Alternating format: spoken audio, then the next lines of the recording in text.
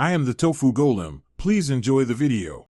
In this video, I will explain how to prepare canned tuna fish. First, let's talk about draining. Carefully open your can of tuna, whether it has a pull tab or requires a can opener. Once open, press the lid firmly against the tuna to squeeze out all the excess water or oil. This step is crucial for a better texture and flavor in your final dish. Make sure to discard the liquid properly.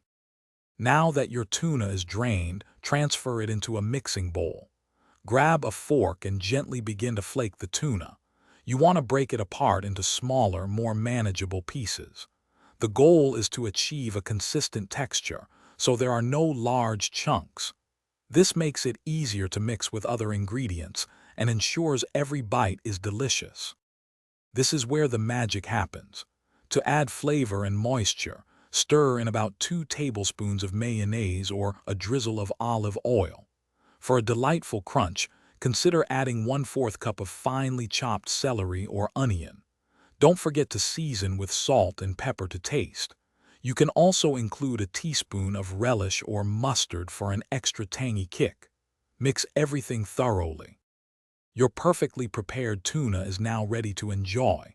There are so many ways to serve it.